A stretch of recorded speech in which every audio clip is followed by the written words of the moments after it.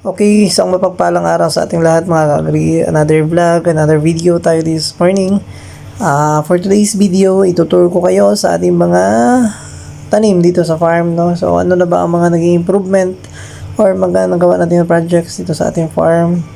So, itong ating farm is only half hectare farm. So, ayan, naka-fencing tayo mga ka-agri, nakapalibot, nilagyan natin ng net nang sa ganun hindi makalabas ang ating mga manok. At the same time, may mga tanim tayo na saging, na kardaba at lubi sa palibot, no? Naka-fencing ang ating farm. Una natin ginawa is fencing. At the same time, tinamnan natin itong ating guapol. So, nasa 200 pieces ito na guapol mga ka-agri. And 1,000 pieces na lakatan na saging. So, in-intercrop natin sa ating guapol, no? So, bayabas, meron tayong lakatan na saging. So, ayun na nga mga ka-agri, integrated farming ating ginawa. Nilagyan natin or nag-integrate tayo ng mga alagang manok. So, naka-free range itong ating mga manok. Nasa ganun is malaya lang silang kakain ng kung ano-ano mang mga insekto. At the same time, kumakain din sila ng mga damo. So, ayan, kita nyo naman ang itsura ng ating mga manok. Masyadong mataba kasi nga kahit ano lang ang kanila kinakain dito sa farm. In time, di pa din sila makakalabas kasi nga nakanet ang palibot nitong ating farm. So, ayan, iba't ibang klase ng manok.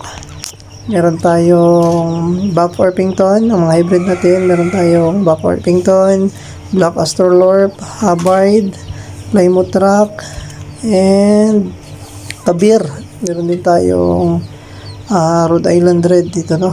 At saka meron din tayong mga Hulo, Shamu, at itong ating mga native chickens, no? In-upgrade natin kasi ang ating mga lalaki or mga rooster mga ka-agri is mga Plymouth Rock, mga hybrid ng mga manok. So ayan, meron tayong rabbit, 2 pirasong rabbit na lang natira.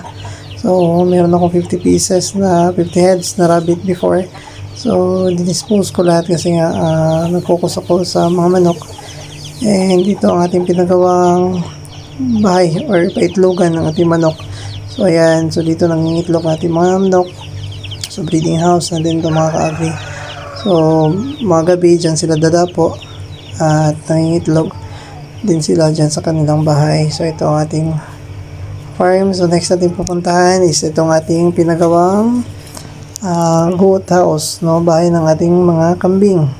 So nasa 4 na kwarto itong ating pinagawa na goat house. So ayan ang ating goat house or bahay ng ating kambing. So meron tayong 4 or 5 pirasong kambing, 4 na babae at 1 lalaki. So ayan, tag-isa silang kwarto kasi wala pa tayong mga kambing pa, no? Babili pa tayo ng more kambing. So nasa 4 to 5 heads ang kakasya sa isang kwarto. So pwede dito mga 20 heads na kambing sa kanilang bahay. So ayan ang ating mga kambing, 1 lalaki at 4 na babae. Yan ang ating goat house. So dyan kinukuha ko lang or kumukuha lang tayo ng magkain like napier na nakatanim sa ating palibot. So sinadya ko talagang itanim ng napier nang sa ganun ay meron tayong papakain sa ating mga kambing. So gagawin natin silage or ipapakain na natin siya na direct, no, na pinutol natin ang papakain. So ayan, next natin is itong ating piggery or bahay ng ating mga alagang pig. So plano ko mga ka-agri is mag-aalaga tayo ng mga inahin na baboy. So ayan is mga 5 pirasong inahin, 5 heads na mga inahin na baboy. So ito, dito natin sila ipapasok. At the same time, pag anak na sila, ang kanilang mga anak is free lang na lalabas or makakalabas. Papasok lang sila pag inom sila ng kanilang gatas ng kanilang ina. So ayan, meron tayo dito para sa mga piglets. 2 kwarto ito na gagawin nating grower. Palalaki natin ang piglets and i-dispose after 1 month. So ayan ang ating piggery or bahay ng ating baboyan. So next is dito tayo sa ating fish pond. Pagpagawa din tayo ng fish pond dito sa ating farm. So ayan, plano kong lagyan nito ng hito or tilapia, no? Plano ko maglalagay ako ng 4 na fish pond dito sa dulo, no, ng ating farm. Para nang sa ganun makakalagay tayo ng iba't ibang klase ng isda like hito, catfish, ang hito, at the same time tilapia, and some ornamental fish like koi and goldfish, no. Yan ang habis ko mga ka-agri, maglagay ng isda. Meron tayong bamboo. So bayog ito na bamboo, so ginagawang kubo. Nang sa ganun, after 5 years or 10 years, magagamit na natin ito siya pang gawa ng kubo, at the same time pang trellis sa ating mga tanim na saging and grapes. So meron tayong durian, yan is durian yan mga ka-agri. So in-intercrop natin, nilagay natin sa gitna ng ating bayog. Yan ang ating saging, nasa 1,000 pieces na saging lakatan. Yan mga ka-agri. So meron din tayo dito mga other fruit trees like rambutan. Yan, isa rambutan, lansones.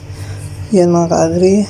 And siniguelas. Meron din tayo dito siniguelas mga ka-agri sa ating gitna ng ating bayog. So yan is siniguelas.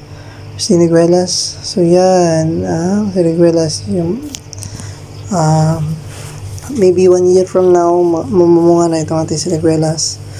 So yan, intercrop natin sa ating mga tanim, mga fruit trees. Meron tayo ditong marang, durian, rambutan, lansones, langka, guyabano, and yan, langka yan.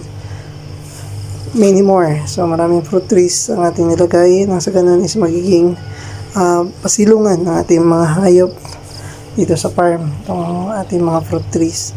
No, sa dulo, natin ko kasi itong farm, ang sa gitna, ang sa kabila is grapes, and dito is fruit trees ang sa dulo. So yan, naka-fencing, nakabakod yan siya mga ka-agri.